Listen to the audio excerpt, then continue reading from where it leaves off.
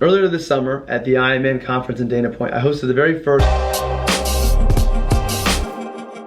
meeting of the minds in my hotel room. I asked some of my friends who happen to just be the brightest and smartest advisors I know to join me for a conversation in my hotel room, talking about everything from diversity and inclusion to what excites us the most about the profession to how do we create an actual career path that makes our profession more respected and attracts great talent. The response to it was great. I also made a podcast out of it. I've decided that at every conference I want to try to recreate this type of conversation with new people and different topics.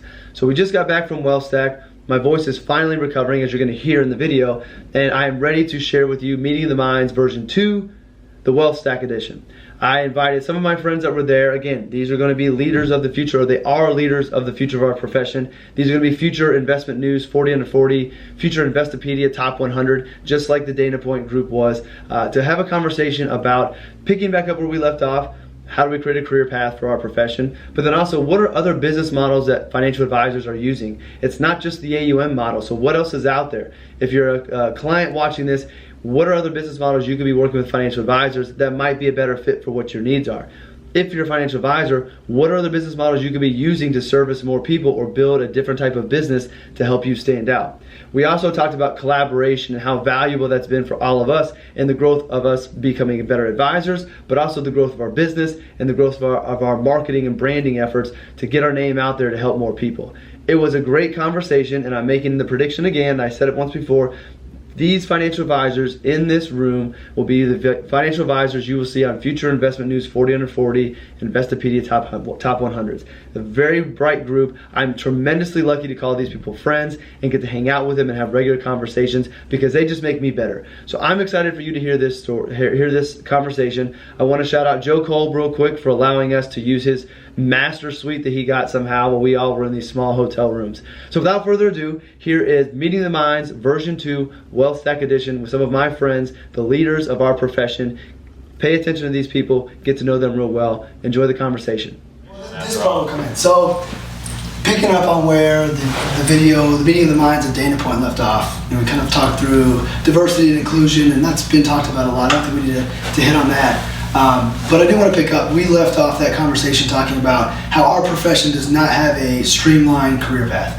Doctors, attorneys, CPAs, there's actually a process you go to, there's a designation that you get, but our profession doesn't have it. So being young leaders in the profession and the future of the profession, whether you're looking back on how you got to where you're at, or thinking about growing your business, what do you think would be the way that we can start changing the way that people come to our profession or attract people to come to our profession? I'll call out names. Yeah, I think that there needs to be a greater influence on getting women into the profession in roles that are actually client facing and advisor, like true advisor roles. Because I know when I went into the profession, like I joined my dad's firm, we had other employees, and I was working in a client facing role, but I was never in a role where I would be able to bring in my own clients. Like that kind of wasn't my job. And so then when my brother and I broke off and started our own firm, and then I was kind of put in this role of bringing in my own clients, I lacked confidence because I thought, it's just little old me. I'm good at working with ongoing clients, but I'm not the quote rainmaker type. I just hang out in my office and tweet things about my kids, and so because I'm just the type that likes to do the work. And so I had the operations background, I had the compliance background, my brother had the trading background, and that client facing go out and get prospects, I didn't have that. And there's really no way, there's no path for that in the RIA world, I don't think, especially for women, because it's always the broker path. You start at a UBS or Morgan Stanley or Merrill Lynch, and that's I would fail there. That's a really aggressive workplace. So just having that confidence building, part of your career early on, I feel I would have made less mistakes. Yeah, I think to your point, because I did start out in one of those programs, so the industry is trying hard to shift from it being a sales job to a service job. And I think, unfortunately, because the RIA space is still smaller and that's the world we live in, it's got to start with bigger organizations that are recognizing that. And you do see some of the wirehouses are now looking at salaried positions for advisors. And some people are sales professionals and some people are just not. I don't love the sales role. I like business development, relationship development, but not in a cold calling or a cold marketing perspective. I want to work with people that I want to work with, not have to check a box that I opened a new account this week, and really build a book of people that I know, like, and trust, and know, like, and trust me, not someone that's fogging a mirror because I don't want to lose my job. And that's what it felt like in these training programs. I think could be developed more on how to develop your business, but not in the cold marketing ways. And I started out at 25 in a wirehouse training program, but it was like the idea of building your business was still cold calling, and that was in 2006, and cold calling was not your best option then, and it is not now. And so I really had to sit down and think smarter and say, you know, how do I work smarter to accomplish these goals so that I don't lose my job? But it's so sales oriented, and I wasn't really taught, you know, how to do a client review. So I realized when I went independent, some of the things that I was just in business growth mode and don't lose my job mode. And now I had an opportunity to do it my way, but I realized I hadn't really been trained to be a financial advisor in the way that I am today. Yeah, and that was like the reverse, where like I was trained to be a financial planner and like work with clients and do the operations and do the compliance, but like was not trained in business development at all. Yeah, I really had to like learn that. Yeah, and so I think, like, to Justin's point, these training programs need to pivot from the sales, and they really need to implement true, this is, you know, ways to run client reviews. This is how frequently it's, you know, and what the client experience should be like from A to Z, not just get them in, you know, stick them in some investments and then just go get the next client.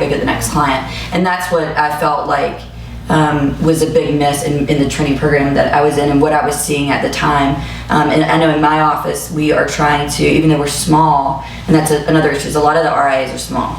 And then you've got the big ones that can hire and have programs. But so we've just partnered with local colleges and had internships. So we can at least like train students to see what being a financial advisor is, and then, you know, hopefully if they go out into the world and want to be one, and then within our office, when we hire, they do start at operations first, but with the knowledge that that is an absolute path. And then we sit down and say, if that's what you, after a year, then we talk about, you've seen everything we do in this office, what direction you want to go in. The last person that worked for me when he started wanted to be an advisor. After a year said maybe. After 2 years said, I love operations. This is where I want to stay. The person I have now, she says she wants to be an advisor in the Latina community because that's her passion, and she knows that that is an opportunity in our office. But I can't do that so much as a 4-person, you know, company. So I think starting at the bigger organizations is going to be critical for big industry change and movement. So does it start in the firms, or does it start, to your point, at the college level and, you know, creating a career path within like a degree? Yeah, I think both, actually. Yeah, I definitely think it should start at the college level. I remember when I decided on a career in finance, I was in business school and I was interviewing with different firms, and they were all like, okay, can you bring a sheet with 50 names? And it was the same. Every single It was the same across the board. And I was so frustrated at the business model that I just knew I wanted to start my own business. I knew that was the end goal. So then I followed KITSIS. I looked into the different designations. I looked into the CFA, the CFP, saw what needed to be done. And I basically had to just muster up the strength and say, okay, I need 3 years of work experience. Let me go work for a wirehouse for 3 years, kind of get that solidified, and then I can go out and maybe start my own thing, which is exactly what I've done. I want to say that everything has been working by design in terms of, because I reverse engineered things and what I needed to do to get to where I needed to be. But, you know, there's still things that I struggle with, and this is something that we're probably going to speak about later as far as mentorship. I feel like because of the path that I chose and how I chose to go about it, that's something that I feel is critical, that I'm not necessarily, well, at least at the time that I was speaking to Justin when I first met him, that was something I didn't necessarily have. And so, you know, now I have a few friends and a few, you know, people that went to my alma mater. They asked me, you know, hey, how did you start your own firm and how did you go about doing that? And I've been trying to find ways, like you said, to include them and let them know, but I don't have the means to compensate them for it, you know what I mean? So I try to, you know, send them resources. I'm like, read this blog, read this newsletter, and just try to do what I did and kind of teach yourself. And my dad and I have this argument all the time. He didn't want me to go out and start my own thing because he was fearful. And he always said, you know, why don't you just stay where you are and learn more? And I was basically saying, you know, that's not teaching me how to be a better advisor. It's teaching me how to operate in that particular environment. And so even if I would have worked there for 5 years and then start my own business, I'm not sure that I would be at any more of an advantage than I am now. And so I definitely think that starting at a college level is key. If you can do internships, like you mentioned, that's something that, like I said, I thought of, but the means of compensating is just tough. So I do agree that it starts with the bigger firms. I also think it's your responsibility to go tell your story. And Tyrone on our panel was talking about telling your story. Like, that's a story that's not for clients, but that's the story for the future of our profession. So going into the colleges, maybe you don't do an internship, but maybe you go talk to the finance class about this wonderful professions out there. It's not what you see on TV. Like, here's this great way that advisors are working, and here's how I reverse engineered it. And this is something that you could consider as well. And now you're on your path to ownership. Right. So I think that it's on us as well to inspire people, whether it's the mentorship or giving the resources or going telling people that, hey, there's this other way that you can go down this path. And some college programs require an internship before they graduate, and there's one in my local area, and they're getting college credit, so that's their compensation. You're not obligated to compensate them. They just want the opportunities for the students. So it's like 1 semester, and I've had some incredible women. It's a school that's mostly women, but usually in marketing or finance, and they just do 1 semester, usually 10 hours a week. The program defines what they have to do. I think the internships are hard because you have to have them approved to be in your office. There's a lot of sensitive material. You can't really, so to take the time to train them, they really can't do but so much because they're not licensed, and then maybe you already have an operations person. But so we've found even focusing on it being a marketing internship, not a finance internship, and then getting the women interested in finance. And so the person that I hired recently is running my Female Advisor Network and my marketing she's a marketing associate for the wealth management firm, but she was a textiles major and a marketing minor, and I don't think finance was her first thought. And then, but having the opportunity as an intern in my office, and then she actually expressed she really wanted to stay with us and work, and so she will begin a career in finance that I don't think she would have signed up for, like a finance internship. It just wasn't in her wheelhouse, but I positioned it as a marketing internship, and that is in her wheelhouse. We've had some marketing interns as well. We had a program through American University, which is a local school where I got my graduate degree of, because finance is such a broad major. So having people come in, exactly as you said, and just learn everything there is to know about finance to supplement what they're doing in classes, I think a benefit to the young folks to learn, figure out what it is that they want to do within this broad finance or degrees. So thinking of our next question, I think a way to kind of dive into that is, what about making the profession more attractive? So for so long it was sales, then it kind of moved to AUM type of model, and now we're seeing different types of relationships, and I know that some of you in there have those alternative relationships than just asset-based. What about creating business models that might more align with young people's values, or allow them to help people that haven't been able to help before, like their peers? So, subscription models, flat fee, retainers. What do you guys think about those? Who is using those types of business models? And then what do you think about the future of those types of relationships?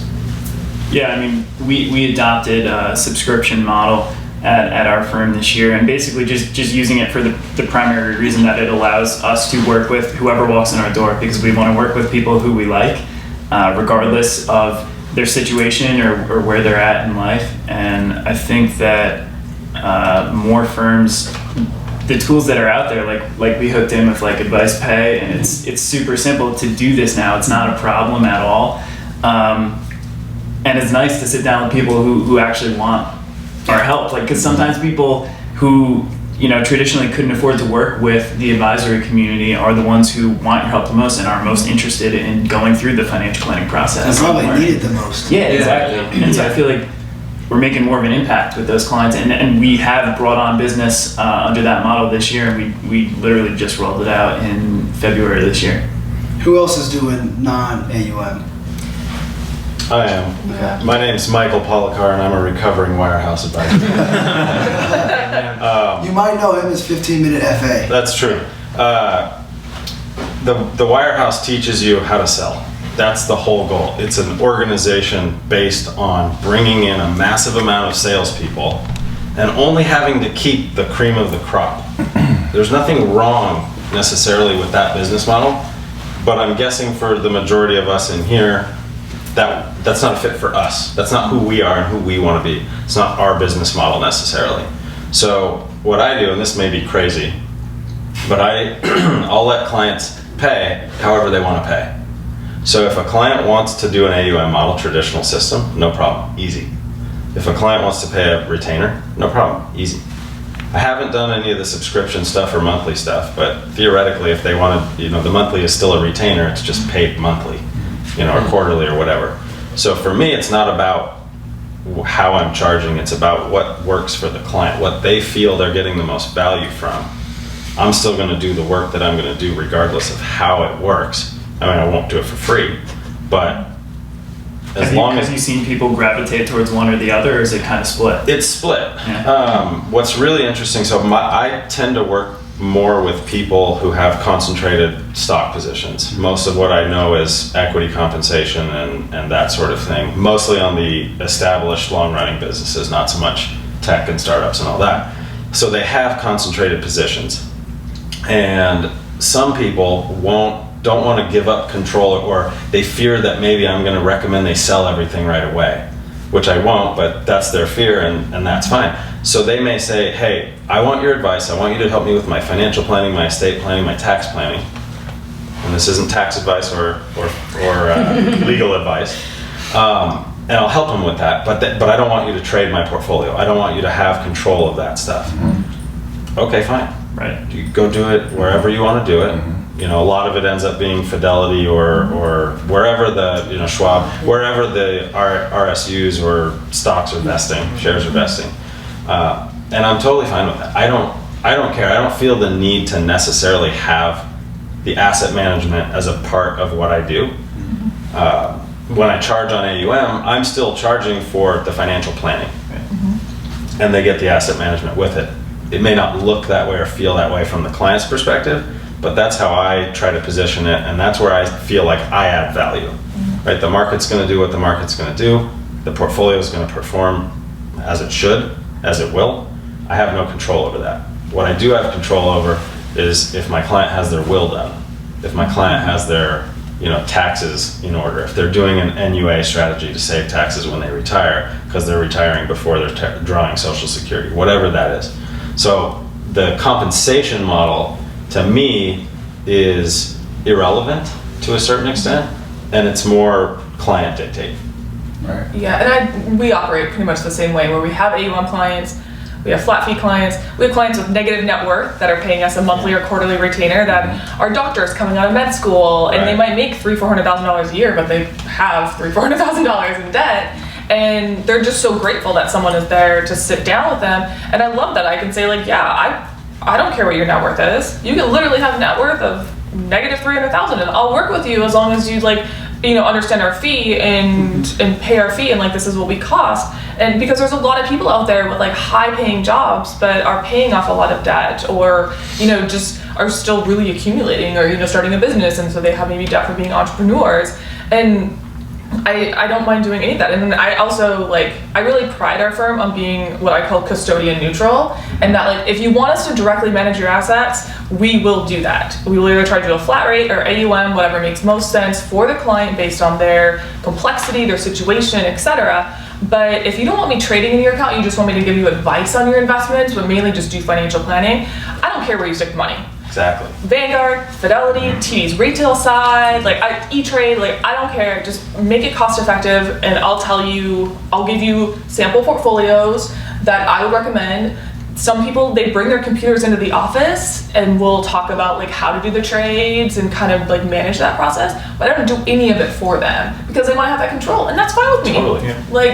I don't care. I don't know, coming out of the wirehouse, so same thing, wirehouse world, I was so sick of them telling me what my clients should look like, the minimum fee that I had to bill. And so same thing, I just flattened it. So I love to have conversations where I say, what do you want it to look like? Right. You just tell me what you want it to look like, and we'll do it. So I do all the billing options. And I don't really know what the future's gonna be on all of them. You know, we're kind of zigging and zagging all over the industry right now, but I know that I'm just gonna keep it flexible. And I love that feeling of being like, you just tell me, and that you can almost feel like a sigh on the phone when the client's like, really? You want me to just kind of script it for you? I'm like, yeah, so what do you want this to look like? Right. How do you want to do it? I'll even do hourly, because I get a lot of requests for hourly I get out that in all the Portland. time, yeah. And I'm like, yeah, $3.50 an hour, 4 hour minimum. And I'm like, okay, because some people just want like a quick review. It's just so refreshing to, you know, say, you tell me. You know, Yeah. just you drive it. One of the benefits of being an owner of the business and driving from an entrepreneurial perspective is client first and helping out the people that you Yes. want to work with. That's been mentioned a few times, and then figuring out the best way to help the underserved and those types of people that you ultimately started the business for. It's important. In this past June made year 1 of me being a firm owner. And I might have changed my ADV like 10 times. Yeah. There are no rules, you know? So right now I have what Justin calls a barbell type of structure. So I have AUM and fee for service, and if clients want investment management, it would be AUM. If they want financial planning, it would be fee for service. And you can pick one or the other. You can pick both. It's completely up to you. I recently added in hourly just for someone who wanted to work with me but didn't necessarily want like a long-term commitment. And I think it really depends on your client. So I have a particular niche that I work with, millennials in the tech industry.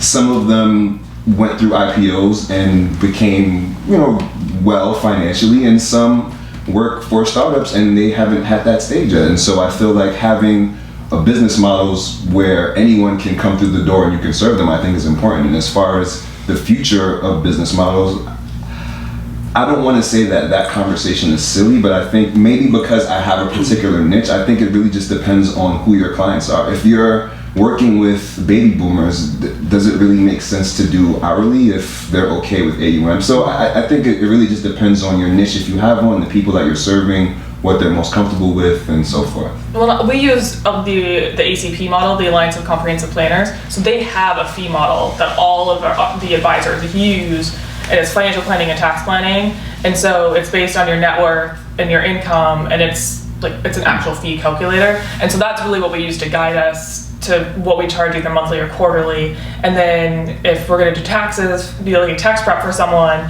then we can tack that fee on. But we can just hand it to the client and be like, this is how we calculated your fee. This is the annual fee. Right. This is what we charge you monthly or quarterly. How do you want to get billed?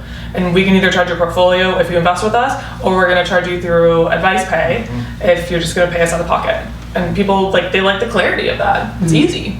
Russell, you're too quiet and humble. Tell us what you I know. So we have a flat annual retainer fee, $3,600. It includes tax prep, tax planning, investment management, financial planning, but the investment management stops at $250. And above $250, there's an AUM fee tiered on that. But not to talk too much about what I do, I think what's nice is all of us are talking about charging clients different ways, but we're all trying to do what's in the best interest of clients. And there's so many people that would value from our service offering that they're gonna have, come in primarily with me working with folks in tech, it's tax issues, right? How do I think about my company's stock? Whereas I would be a good fit and somebody else may not, so I'll refer them out. So I think what's nice is people have diversity of concerns, and there's advisors that have fee models and service offerings that fit that. And we can just, as long as we have an abundance mentality, we can just refer out and sharing that, because I think that's just what is going to be what makes the profession better. I knew you would drop some gems if I get you talk. So I want to get on my soapbox real quick before we go to the next one, but kind of to this point. So we're all talking about models that have nothing to do with AUM as the foundation. And I mentioned it on stage, and then I did the exact thing I said I would not do. I'm working on a blog post about how I don't think AUM should be the metric. A lot of the awards, and people pull up ADVs and they want to talk trash about your business model because you don't have a lot of AUM, but that shouldn't be the benchmark. And my soapbox is not to the Twitter trolls out there, whomever else wants to talk about our business and look at our AUM, is to the other advisors or to anybody in here who every once in a while gets that imposter syndrome or doubts that they're doing a good job because they don't have this massive AUM.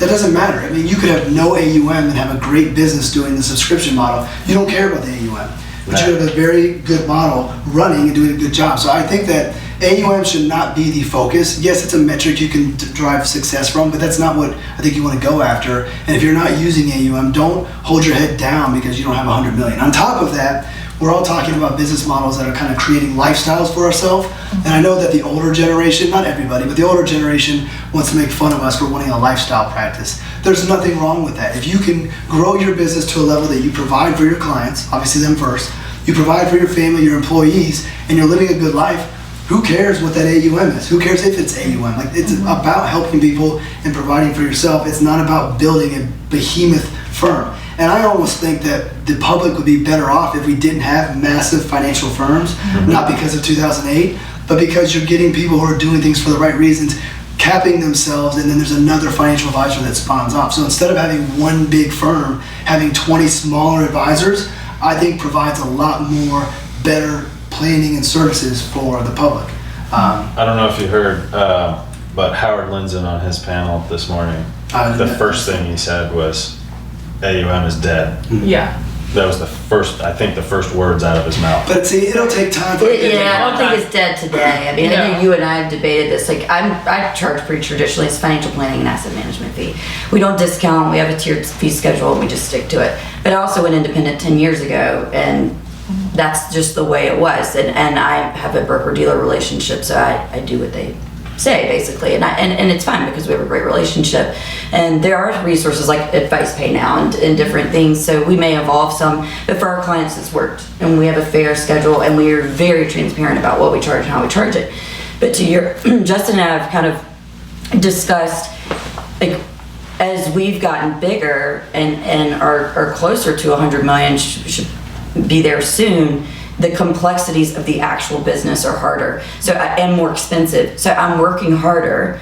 I'm having more expense to my business, which scares me because I am AUM based. So if the market goes down, I therefore lose business revenue and could potentially lose clients. But I still have people that I care about to pay, and an expensive office space. I have to have enough room now and technology, and so I'm not necessarily making a lot more money, but my stress level is here, you know? Right. So I think that it just depends on what you want long term. And that is what I wanted. I think it still is what I want. You asked me, you know, what's my vision? And it's changing, and it's understanding that I'm sacrificed by thinking I didn't want to be a lifestyle practice and being a bigger firm. I'm sacrificing the time with my kids and, you know, stress and things like that. So I agree with you. Like, it's what works for you and your family and your client base. For my client base and where I am, our models worked, and we don't have a lot of, and it's fair and it's transparent. So. And I will say with like the really big firms, first of all, if Twitter trolls come for Justin, I got your back. Yeah. Yeah. I've seen it. I know, yeah. A Twitter troll came for Justin, and I was like, no,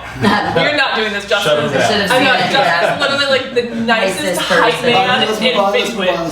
So, okay, but he, but yeah, one thing that really frustrates me is, like, as a female in this industry and as a working mom, like, I can't go to the office at 7 a.m., work till 6, and then get home at 7 p.m. Like, I don't commute. I walk to my office. It's like a 7-minute walk. My office is like 4 blocks from my child's daycare. I walk there and pick them up at school. If my kids are sick, I have to cancel meetings. Like, the juggle is real. The juggle is real. But, like, there's a lot of men in this industry, and because it's mostly men, the line for the male's bathroom was like way longer than the women's, and I was like, yes! That's the benefit of conferences for women. There's never a line. There's never a line. But, you know, it's a little frustrating because I try to think, like, okay, how can I keep up with these guys? And I can't. Because a lot of them, their wives might be, if they have kids, their wives might be stay-at-home moms, or their wives work the more flexible schedule. Right. And so they can work like 12, 13, 14-hour days and grow their firm. And I'm like, I can't compare. I'm never going to be like these guys. Yeah. And I'm like, no, I'm not going to be like these guys because I'm doing something different. But it's harder. And a friend of mine who, he didn't mean to hurt my feelings, but he has like an $8 billion firm. And he said to me last year, well, I don't understand why you're not bigger. And I looked at him and I was like, because I don't have freaking 30 years in the business and I have 2 kids. Like, Yeah. I do your job and your wife's. So I'm not bigger. I'm proud of the AUM that I have. I'm proud of the business that I have. I think it's actually pretty like kick ass for what I've been through over the last 10 years and 15 years in financial services. He was like, he's like, retreat. Yeah. He was like, I think you're amazing. Yeah. And he was like, I meant your business is amazing. I really think it's great. Like, how do you not have 1,000 clients that would all want to work with you guys? So he meant it as a compliment, but I got very defensive because it's like, God, I don't have the flexibility. I don't have the... And I didn't mean to knock on bigger firms. It wasn't to say there's not a spot for those, but I do think that there is a benefit to having more smaller firms.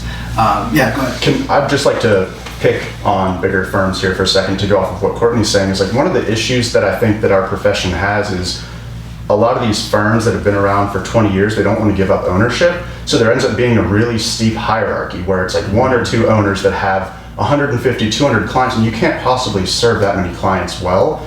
And what that means is they have this long line of like support advisors, and then you have to stick around for 10 years to become a partner and do the thing, and you have to work 6 to 6. Yeah. And if you're not the person who can do that or wants to do that, or doesn't want to stick around in the traditional firm or isn't really accepted or doesn't feel like they fit in, that's really problematic. And to Justin's point, if that was the top quarter or third of the pyramid was topped off and you have 20 advisors at a big firm where they're all lead and they can all work with people that they're passionate about working with, that's much better, even if they are still big firms, but because it's almost like a cost sharing co-op type of an experience. Yeah, more like Abacus, where there is a lot more flexibility and they all work hard, but you can get that flexibility so you can be a working parent and you have to leave the office, you can. Yeah.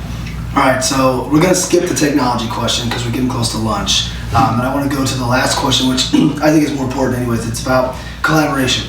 So obviously we are all friends from Twitter. We collaborate in one form or another. Some of you know my podcast, some of you have done videos before. I'm a big believer, and someone said it earlier, that we are better as a team across the profession. So how has collaboration worked and helped you with the success you've had in your career so far? I'm gonna start with Ashby because he's just been sitting there.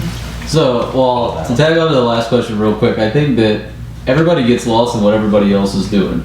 Like, whether you want to judge people based on how they charge or what their business looks like or, how they charge clients or whatever. I think, the most important thing we can all do is you do you.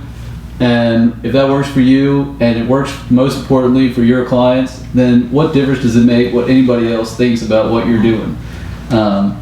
And as far as collaboration goes, I think that, obviously being part of this group and, we have a tremendous group of people that are at this conference, period. I think these are people who are doing things right for clients. I think collaboration is everything. I was sitting with Steven Nelson, yesterday, and it was like, I think he's in his 4th year in the business, and literally I just wanted to grab a beer with him and sit down with him and figure out how we can, he hasn't really sat there and thought a ton about what he wants the future of his business to look like. So sit there and then just spitball on ways that he can grow it in a way that aligns with what his end goal is, and just collaborate and think through things together. And whether it's the advisor growth community or things like this, I'm all about supporting our fellow advisors, and I don't judge or care how you charge, what you want your firm to look like 15 years from now. Our clients are the ones who need to see the value in what it is that we do, not another advisor or anything else. So, I love groups like this where we all talk and we all do things a little bit differently, but as long as our clients are finding it valuable at the end of the day, then that's all that really matters. All right, Tim, you're next. Yeah, in terms of collaboration for my career personally, I started podcasting when I was 25, like 2 years ago. Being so young in the industry, like the main reason I wanted to start the podcast was so that I can talk to people. Like almost 3/4 of the room has been on my podcast, and like that's how we met. So collaboration, FinTwit, everything, that's pretty much how I got my foot in the door, started making a name for myself what little there is. But I mean, just learning from other people as well. It's increased the amount that I was able to learn in such a short amount of time. I mean, studied for the Series 65 and became an advisor. That was obviously a great way to get into the business and working with clients on a day-to-day basis as well. You get experience, but just the amount that you learn reading people's blog posts, watching their videos, doing their podcasts, talking to them, it's been really invaluable for me personally. Likewise, I would say it's the sole purpose that I'm here. I remember speaking to Justin, and I'm a part of XYPN, and I remember speaking to Justin, and we were, this is like our first couple of times, and I mentioned earlier, I was telling him, I feel like I've done relatively well for not having really anyone to really go to besides Kitsis's blog.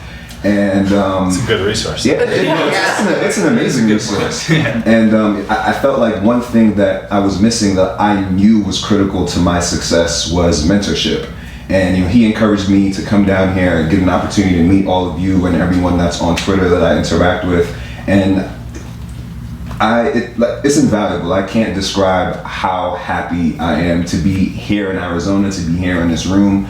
I feel I really feel as though building a community is the best, no matter of the environment or the setting, building a community is the best way to create impact.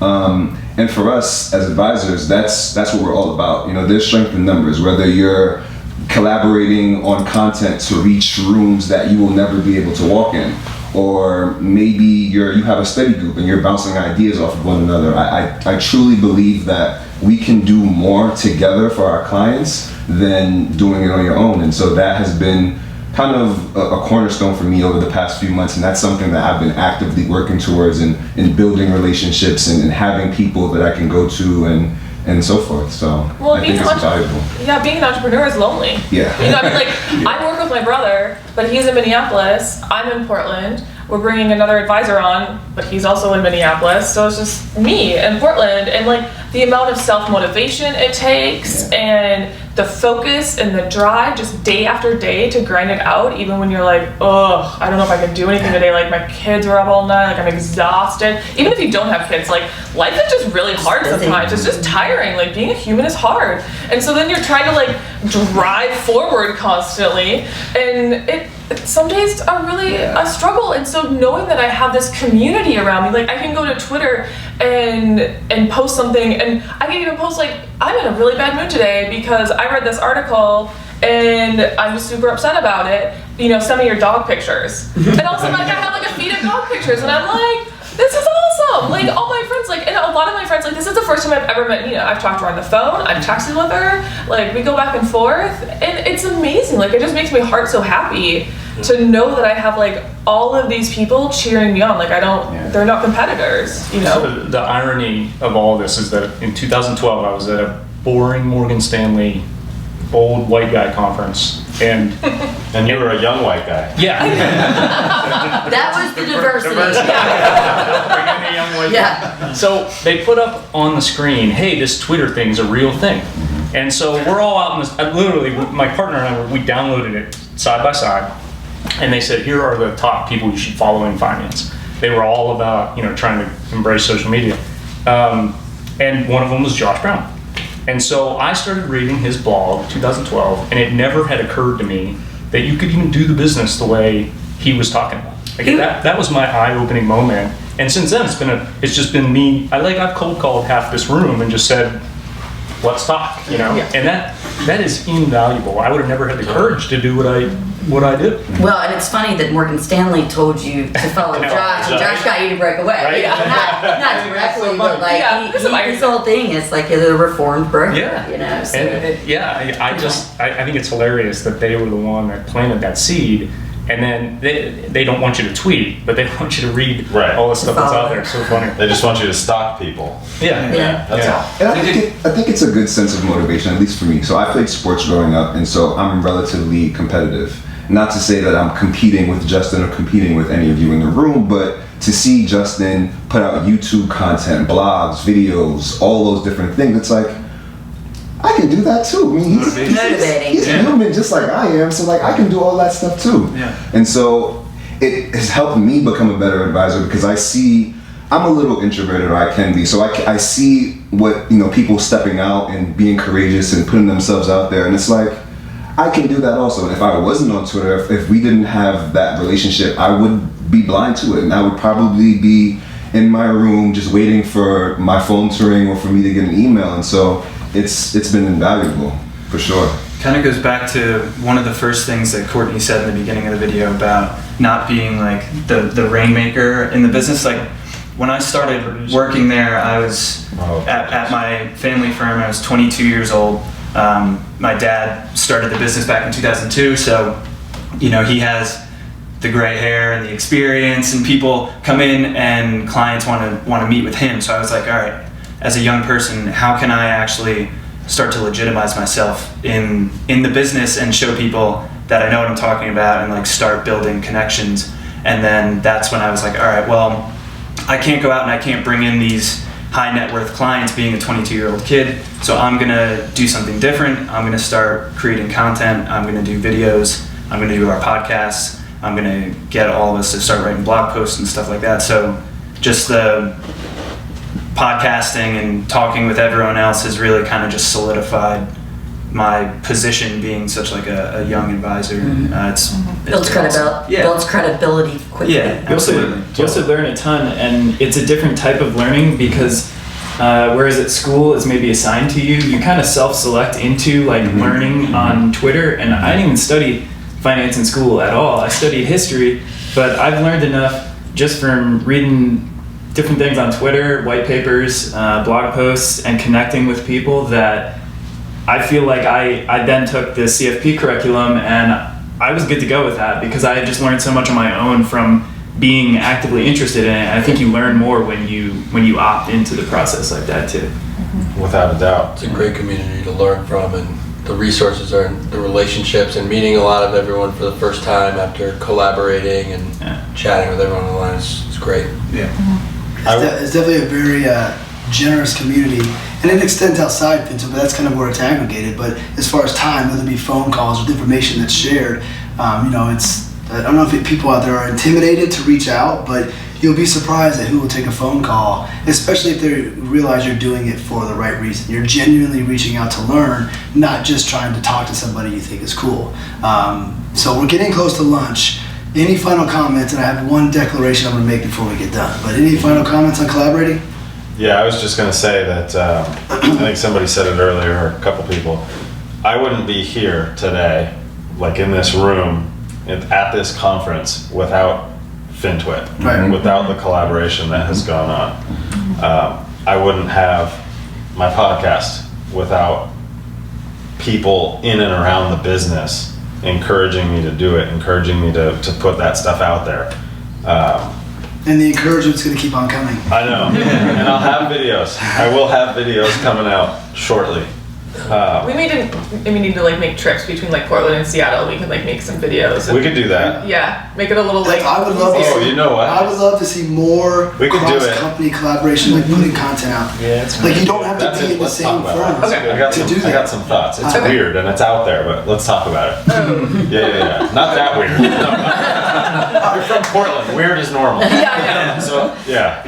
Less weird. I think that awkwardness is a good way to transition to lunch. My final declaration is: we said this word twice. As of this video, the word rainmaker has been retired. Like that is no longer a term. Top producer too. That is no longer a term or production. in our Let's get rid of that. I want to thank all of you for taking the time to come do this, because I know you could be networking with other people. The people who are here are all the people we look up to, and they're accessible, and you took 40 minutes or so to come do this, so I really appreciate it. For everybody watching, listening, typical of every show, all the show notes, we're going to have everybody's Twitter handles, everybody's websites, so if you like the individuals that you're seeing here and what they have to say, reach out to them.